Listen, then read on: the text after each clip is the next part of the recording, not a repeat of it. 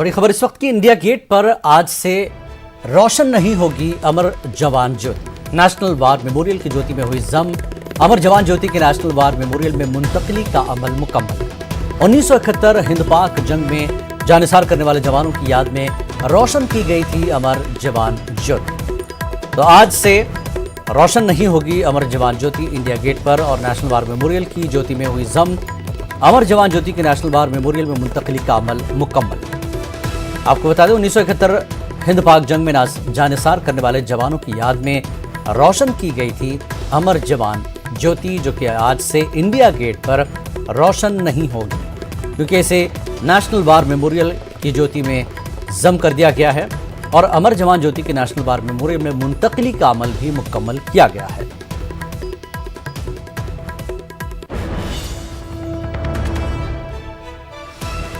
आपको बता दें इंडिया गेट पर अमर जवान ज्योति आज से रोशन नहीं होगी। वजह यही है कि नेशनल वार मेमोरियल की ज्योति में से जम किया गया है और अमर जवान ज्योति की नेशनल वार मेमोरियल में मुंतकली का अमल भी मुकम्मल किया गया है। आपको बता दें 1971 हिंद पाक जंग में जानिसार करने वाले जवानों की याद में रोशन की गई थी ये अमर जवान ज्योति, जो कि आज से रोशन नहीं होगी इंडिया गेट पर, क्योंकि इसे नेशनल वार मेमोरियल पर जम कर दिया गया है। 71 की हिंद पाक जंग में जानिसार करने वाले जवानों की याद में अमर जवान ज्योति रोशन की गई थी, जो कि आज से इंडिया गेट पर रोशन नहीं होगी, बल्कि ये नेशनल वार मेमोरियल की ज्योति में जम हुई है।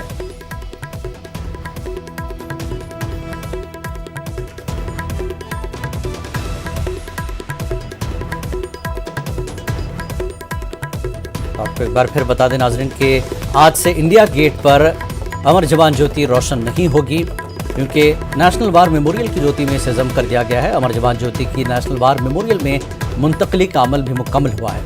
आपको बता दें 71 की हिंद पाक जंग में जिन फौजियों ने जानिसार की थी मुल्क के लिए, उन जवानों की याद में अमर जवान ज्योति रोशन की गई थी, जो कि आज से इंडिया गेट पर रोशन नहीं होगी। इसे नेशनल वार मेमोरियल की ज्योति में जम किया गया है। अमर जवान ज्योति की नेशनल वार मेमोरियल में मुंतकली का अमल मुकम्मल किया गया है, जिसके बाद आज से इंडिया गेट पर रोशन नहीं होगी अमर जवान ज्योति।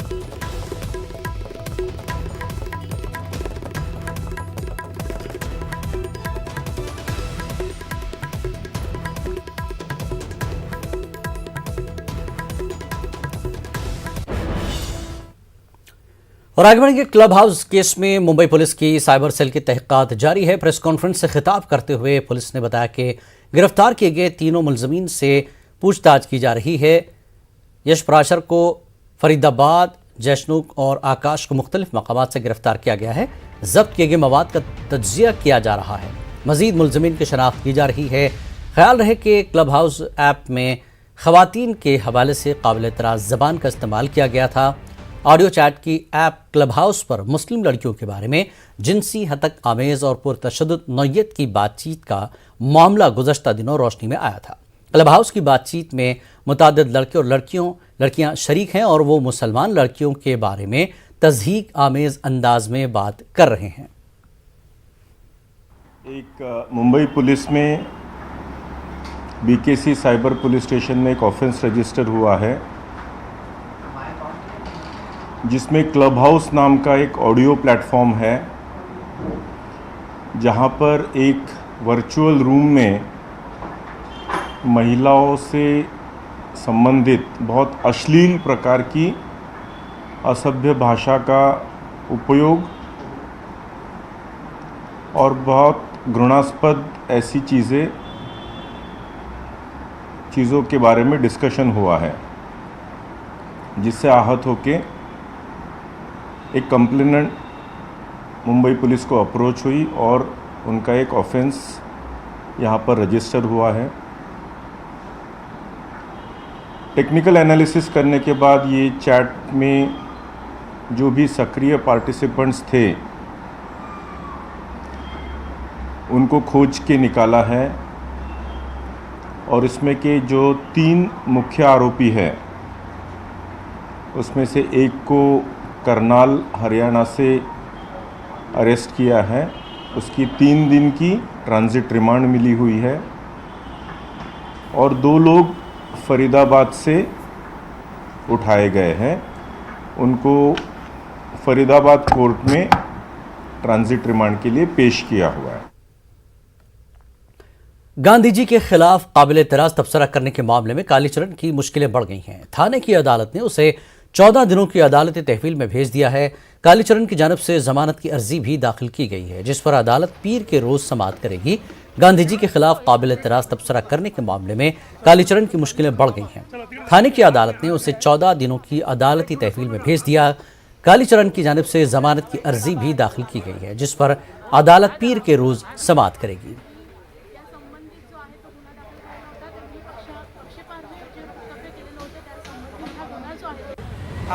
जितेंद्र आव्हाड जो राष्ट्रवादी के लीडर है और महाराष्ट्र के मंत्री है, उन्होंने महाराष्ट्र के खिलाफ एक गुना दाखिल करवाया था।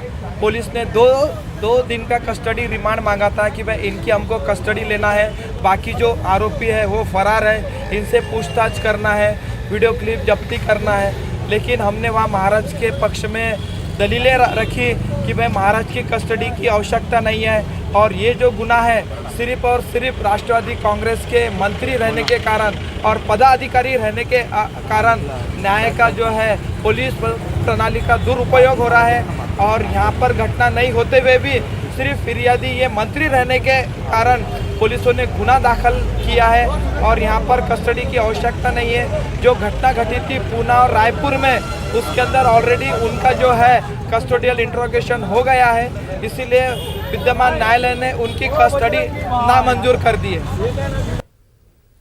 और इस वक्त की बड़ी खबर आपको बता दें, हरक सिंह रावत ने कांग्रेस का हाथ थामा। जी हां, हरक सिंह रावत को जो कि इंतजार कर रहे थे कांग्रेस की तरफ से हरी झंडी मिल जाए। बहरहाल आज हरक सिंह रावत को कांग्रेस ने हरी झंडी दिखा दी, कांग्रेस का हाथ थामा। बीजेपी से 6 साल के लिए मुअत्तल किया गया था हरक सिंह रावत को।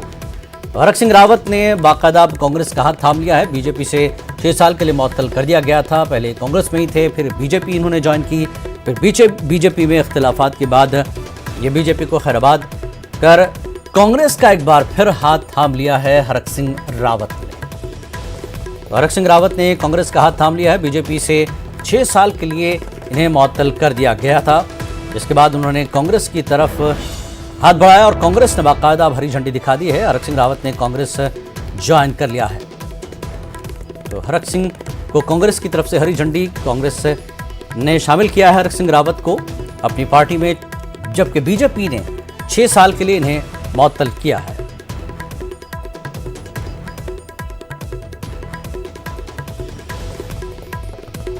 तो बड़ी खबर इस वक्त की, हरक सिंह रावत को कांग्रेस ने शामिल कर लिया है। हरक सिंह रावत ने कांग्रेस का हाथ थामा। बीजेपी से 6 साल के लिए मुअत्तल कर दिए गए थे हरक सिंह रावत।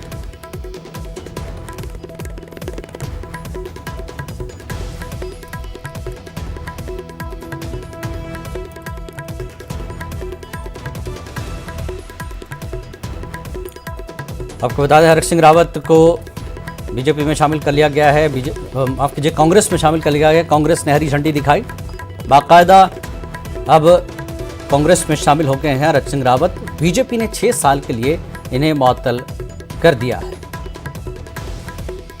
उत्तराखंड में नई सियासत का आगाज हरक सिंह रावत का। बीजेपी छोड़ अब कांग्रेस में शामिल हुए हरक सिंह रावत, चूंकि बीजेपी ने इन्हें 6 साल के लिए मुअत्तल कर दिया है। मध्य प्रदेश में बजरंग दल के कारकुनान के जरिए मजहबी बुनियाद पर लोगों को रोकने और हिरासत करने के मामले में सियासत शुरू हो गई है। महू इंदौर के रहने वाले आसिफ शेख पड़ोस के रहने वाली स्कूल टीचर के साथ अजमेर जियारत को जा रहे थे, तभी बजरंग दल के कारकुनान को इसकी खबर लगी और उन्होंने उज्जैन रेलवे स्टेशन से दोनों को लव जिहाद के नाम पर ट्रेन से उतारकर जीआरपी के हवाले कर दिया। बजरंग दल का जवाब है कि यह मामला लव जिहाद का है और इस तरह से हिंदू लड़की को मुस्लिम लड़के के साथ कबूल नहीं किया जा सकता है।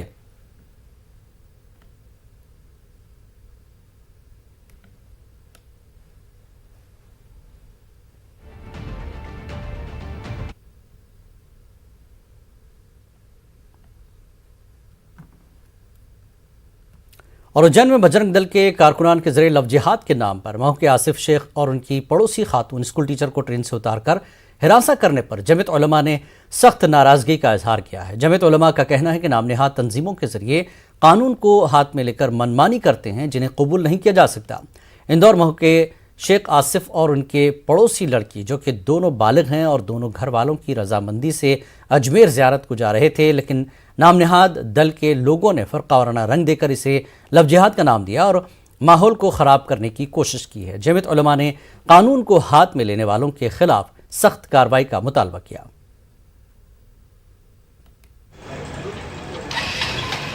हम अक्सर ये देखते हैं कि कुछ नाम नेहाद तंजीमें खड़ी हो जाती हैं और वो कानून को इस तरह से हाथ में लेती हैं जैसे वो पुलिस का उनको अधिकार है। कहीं सड़कों पे रोका जाता है, गाड़ियों को रोका जाता है, जानवरों को रोका जाता है और पुलिस से ज़्यादा तखरीबकारी रवैया अपनाते हैं। बाज़ारों के अंदर अगर फटाके की दुकान है और गणपति जी और या लक्ष्मी जी की तस्वीर उसके अंदर होती है तो कुछ दल के लोग पहुंचते हैं और दुकानदार के साथ मारपीट करते हैं। तो भैया उस गरीब दुकानदार तो नहीं बनाता है, या पतंग की डोर अगर कहीं से आती है तो वो गरीब दुकानदार पतंग की डोर नहीं बनाता है, फटाके वो नहीं बनाता है। तो इस तरह से जो कार्रवाई सरकार को करनी चाहिए, जो लोग निर्माता हैं उनके ऊपर कार्रवाई करनी चाहिए, उन पर पाबंदी लगनी चाहिए, उनकी तहकीकात होना चाहिए, क्वालिटी कंट्रोल का डिपार्टमेंट मजबूत करना चाहिए। लेकिन कुछ लोगों के जरिए इस तरह जो मनमानी की जा रही है इसको रोका जाना चाहिए। कानून को हाथ में लेने की अगर इजाज़त दी जाएगी तो मुल्क में अनारकी फैलेगी, मुल्क में जो है फ़िरका परस्ती बढ़ रही है, ये मुल्क के लिए बहुत घातक है, इसको फौरी तौर पर रोका जाना चाहिए। दिल्ली में हफ्तावारी कर्फ्यू हटाने की वज़ीर आला अरविंद केजरीवाल की सिफारिश को एलजी अनिल विजल ने मुस्तरद कर दिया है। वाज़ेह कि दिल्ली में नाफिज वीकेंड कर्फ्यू बाजारों में ताक़जुफ्त फार्मूला ख़त्म करने का फैसला लिया जा रहा है। प्राइवेट दफातर भी 50% मुलाजमीन के साथ खोलने की बात की गई थी।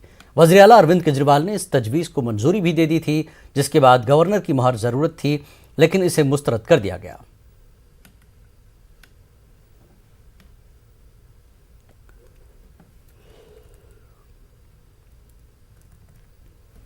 कोरोना के एक दिन में रिकॉर्ड मामले सामने आए हैं। एक दिन में 3,47,000 से ज़्यादा मामलों की तस्दीक हुई है, जबकि पिछले 24 घंटों में 703 अफराद की मौत वाक़ हुई।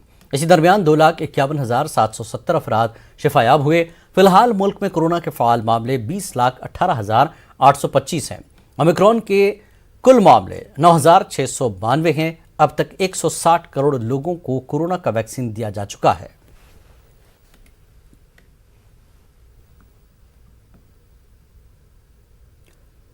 हम सब की ज़िंदगी में कोई ना कोई ऐसा होता है जिससे हम अपना रोल मॉडल समझते हैं और उनसे मुतासर होते हैं। न्यूज़ 18 की पहल बाजूस यंग जीनियस में इस हफ्ते हमारे साथ शामिल होंगी लोलिना बोर्गिन। Please welcome Padmashri Shri Shankar Mahadevan.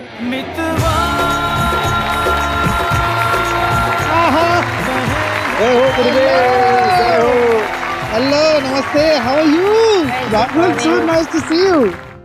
कैमरे के पीछे बहुत लाखों लोग हैं, तो उनके लिए थोड़ा सा आप मन मंदिर आपको याद है तो आप सुना देंगे? शंकर सर भी हैं।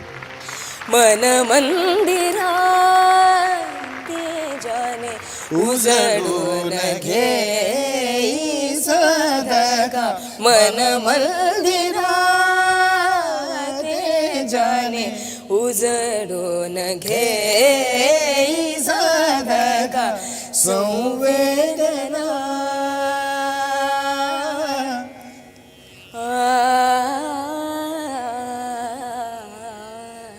संवेदना संवादे सहवेदना जबदाना मन मंदिरा ते जाने उजड़ून घेई साधका, मन मंदिरा। निध मगरे मगरे धनि धनि धनि धनि धनि ध ब ब नि धनि रे निजरी मगरी रे रे म प नि द द प द द प म प प म ग म म ग रि ज नि ज रि म प ज नि द प म ग रि। ధని పద పని ధని పద పమ పని ద పమ గరి మగరి ధని ద మగరి ధని ధరి నే ద పమ పని ధని మగరి ధని ధరి మమ మగరి రిమ ప ప ప మమ ప ప ప ప మమ పద ద పమ పద ద పమ గరి సరి మ పని స ని ద ప.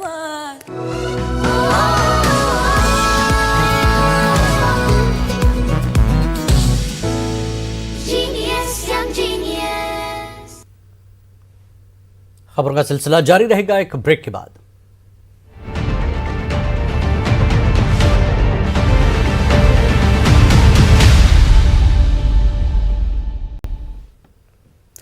–1971 की जंग के शहीदों की याद में 1972 में जलाई गई अमर जवान ज्योति को वार मेमोरियल की ज्योति में शामिल करने के फैसले की मुखालफत की जा रही है।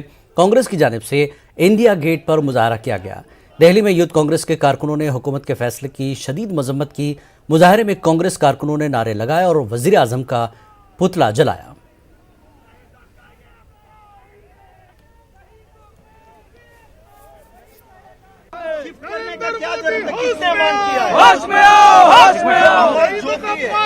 अमर जवान जो शहीदों का कुर्बानियों का याद के लिए वहाँ ज्योति उसको इन लोग ने क्यों हटाना चाह रहे हैं, स्थलांतर क्यों करना चाह रहे हैं? इसके पास पैसा नहीं कह रहे।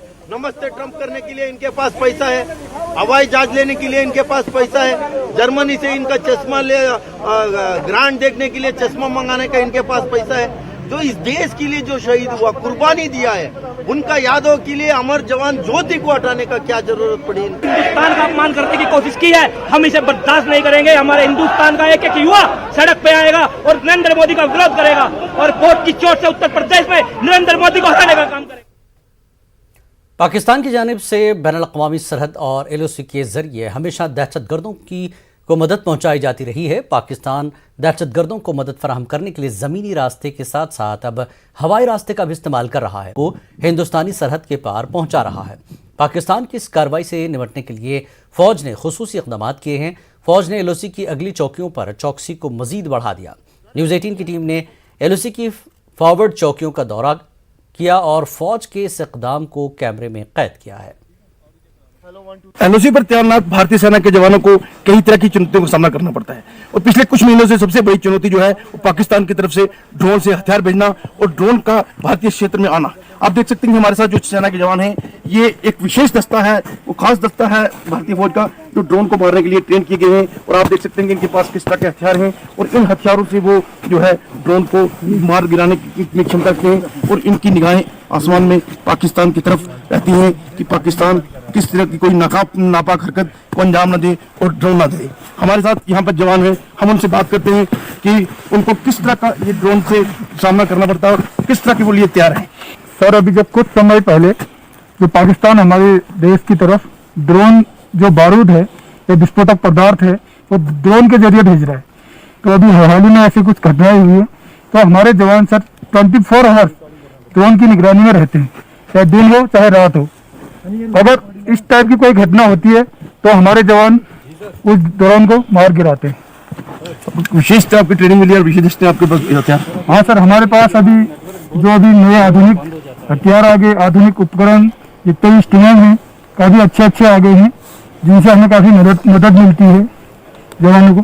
पाकिस्तान किसी तरह की भी नापाक हरकत को अंजाम दे दे, लेकिन भारतीय सेना के जवान उसकी हर नापाक हरकत को नाकाम बनाते हैं। भारतीय सेना ने जो इसके लिए स्पेसिफिक हथियार और जवान जो है तैनात किए हैं, जो पूरी तरह से सक्षम हैं इन ड्रोन्स को मार गिराने के लिए। Manish Sharma, news 18 network, LOC, Poonch. आम आदमी पार्टी ने यूपी असेंबली इंतखाबात 2022 के लिए उम्मीदवारों की तीसरी फहरिस्त जारी कर दी है। फहरिस्त में 33 उम्मीदवारों के नामों का ऐलान किया गया, जिसमें एक साबिक IAS, 2 PhD, 9 पोस्ट ग्रेजुएट और 13 ग्रेजुएट शामिल हैं। पार्टी ने अब तक कुल 203 नामों का ऐलान किया, जिसमें पहली फहरिस्त में 150, दूसरी फहरिस्त में 20 और तीसरी फहरिस्त में 33 नाम शामिल हैं। पार्टी ने रियासत की तमाम 403 सीटों पर असेंबली इंतखाबात लड़ने का ऐलान किया है। पार्टी का दावा है कि पहली फहरिस्त की तरह उसने दूसरी फहरिस्त में भी आम जुमरे की नशिस्तों पर दर्ज फहरिस्त जातों, कबाइलों को मौका दिया है।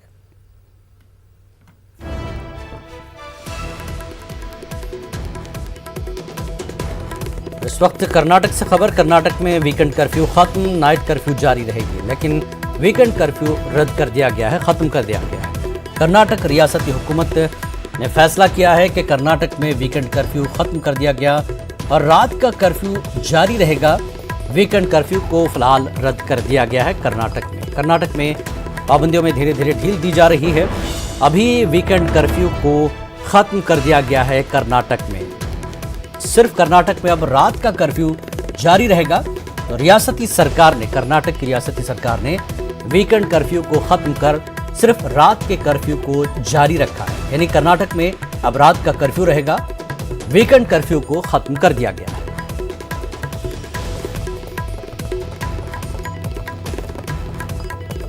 तो कर्नाटक में रात का कर्फ्यू जारी रहेगा, वीकेंड कर्फ्यू खत्म कर दिया गया है।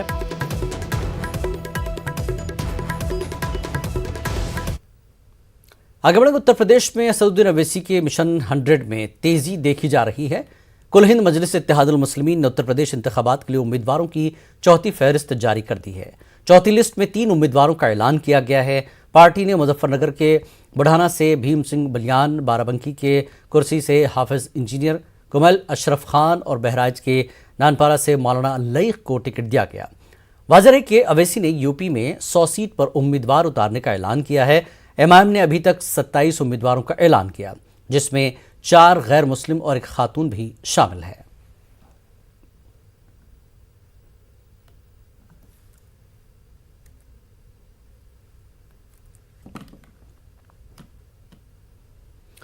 उत्तर प्रदेश इंतखाबात के मद्देनजर आज कांग्रेस ने अपना मंशूर जारी किया। राहुल गांधी और प्रियंका गांधी ने प्रेस कॉन्फ्रेंस करते हुए 20 लाख नौजवानों को सरकारी नौकरी देने का वादा किया। साथ ही खवातीन को भी नौकरी में बढ़ी हिस्सेदारी का वादा किया। खवातीन के लिए 8 लाख सरकारी नौकरी का वादा किया गया। इसके अलावा 1,50,000 टीचरों के खाली ओहदों पर सीधा भर्ती का भी वादा किया। साथ ही स्टार्टअप और दीगर चीज़ों के लिए भी कई वादे किए। राहुल गांधी ने कहा कि पीएम मोदी का सारा विजन फेल हो चुका है, अब नए सिरे से इसे सुधारने की जरूरत है। कांग्रेस पार्टी ने यूपी के युवाओं से बात की है, मीटिंग्स की हैं और जो उनके विचार हैं वो हमने इस मैनिफेस्टो में डाले हैं। उत्तर प्रदेश में हर रोज, हर 24 घंटे तकरीबन 880 युवा रोजगार खोते हैं। बीजेपी के पिछले 5 सालों में तकरीबन 16 लाख युवाओं ने रोजगार खोया है। आपको याद होगा प्रधानमंत्री ने कहा कि हम आपको 2 करोड़ साल के रोजगार देंगे। सच्चाई पूरे देश को दिख रही है। क्यों हो रहा है? क्योंकि देश का पूरा धन 2-3 बड़े उद्योगपतियों के हाथ दिया जा रहा है। यूपी में चुनाव है और यूपी के युवाओं को एक नए विजन की जरूरत है और कांग्रेस पार्टी, सिर्फ कांग्रेस पार्टी उत्तर प्रदेश को यह विजन दे सकती है। हम नफरत नहीं फैलाते हैं, हम लोगों को जोड़ने का काम करते हैं और जो युवाओं में कॉन्फिडेंस है, जो युवाओं में शक्ति है, उस शक्ति के साथ हम एक नया उत्तर प्रदेश बनाना चाहते हैं। इस बुलेटिन में फिलहाल इतना ही। आदाब।